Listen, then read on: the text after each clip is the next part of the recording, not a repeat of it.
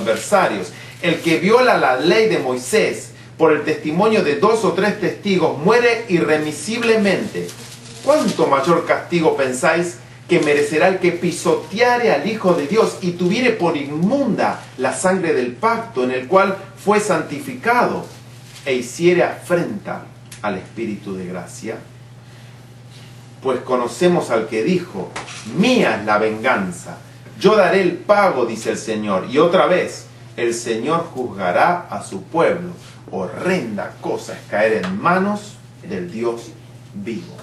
Esto es mucho más terrible y tremendo de lo que pensamos.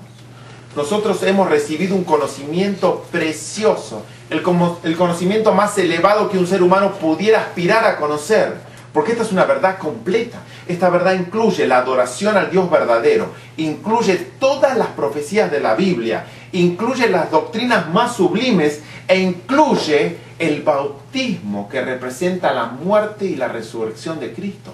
No es un grupo que está predicando una verdad como, por ejemplo, podrían ser los que creen que las fiestas son todavía aplicables al pueblo de Dios y se dedican a predicar solamente las fiestas, que el que no va a la fiesta está perdido. No. Esta verdad es completa, profética, es una verdad absoluta, entera, y es una verdad que fue depositada en nosotros. Si nosotros elegimos no perseverar cada día en esta verdad, cada día pedir a Cristo que nos inunde, invocar su nombre para que Él esté en nosotros, vamos a pisotear la sangre con la cual ya fuimos limpios. Hebreos, capítulo 12, versículo 14 al 17. Seguid la paz con todos y la santidad sin la cual nadie verá al Señor. Mirad bien, no sea que alguno deje de alcanzar la gracia de Dios, que brotando alguna raíz de amargura os estorbe y por ella muchos sean contaminados. No sea que haya algún fornicario o profano como Esaú, que por una sola comida vendió su progenitura. Porque ya sabéis que aún después, deseando heredar la bendición, fue desechado y no hubo oportunidad para el arrepentimiento, aunque la procuró con lágrimas. Esto es realmente un mensaje solemne, porque si nosotros no perseveramos en este camino de la salvación y vendemos esta verdad preciosa, que es una primogenitura directa de Dios a nosotros, aunque lloremos y la procuremos con toda amargura del corazón, ¿qué dice la Biblia? No va a haber oportunidad para arrepentirse otra vez.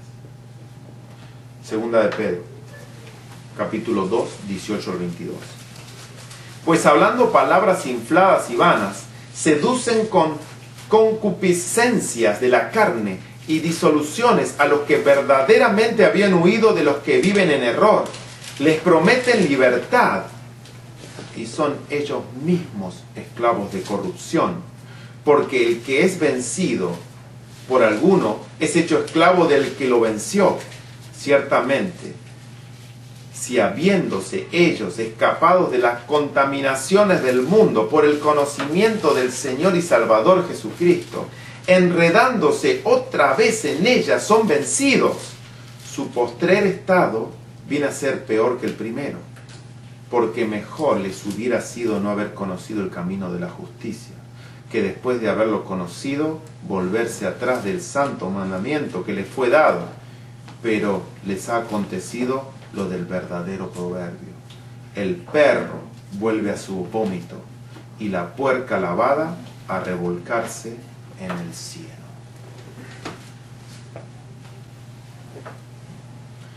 El pecado contra el Espíritu Santo es el fin de la gracia individual. Esa es otra definición que quiero que ustedes mantengan en mente.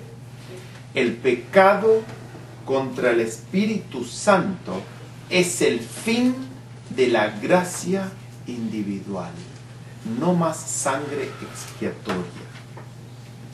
Y no radica en un hecho o una acción o una palabra súbdita, de golpe, que me enojé y blasfemé contra Cristo y blasfemé contra Dios. No, no radica en eso. Muy lejos está de eso.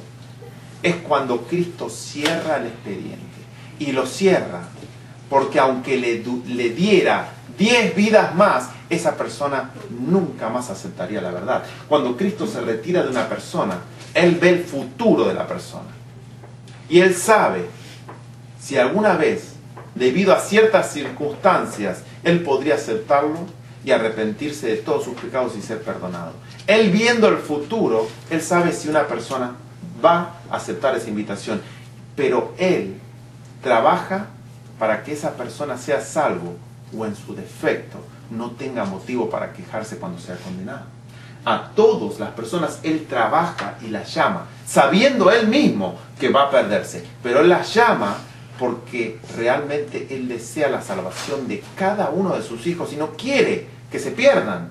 Pero también eso sirve para que no tengan excusa. Y cuando Cristo se retira de la persona, es porque le dio suficientes pruebas y evidencias para aceptar la verdad. Y el ser humano cerró y endureció su corazón. Y dice, no quiero saber más nada con esta verdad. No es un hecho, no es una acción, sino es un proceso. Vamos a empezar a leer lo que dice Elena White sobre el pecado contra el Espíritu Santo. Y ahora sí voy a ir leyendo muchas citas que no voy a poner en pantalla porque las vamos a ir comentando para tenerlas en forma escrita.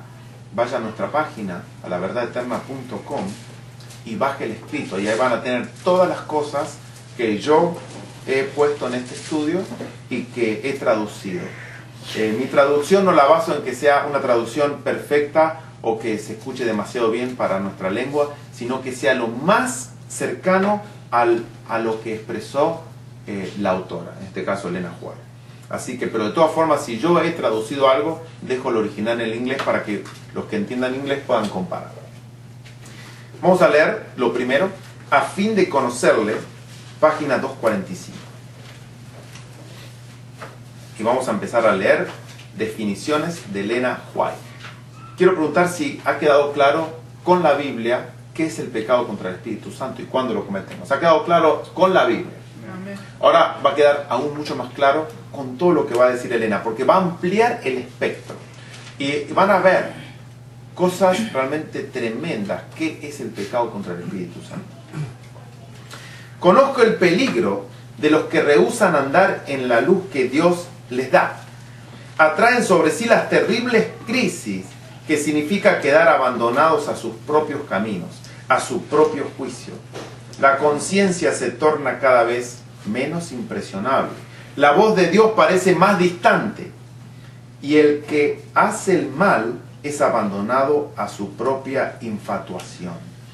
Resiste tercamente cada invitación, desprecia todo consejo y se aleja de cada provisión realizada para su salvación.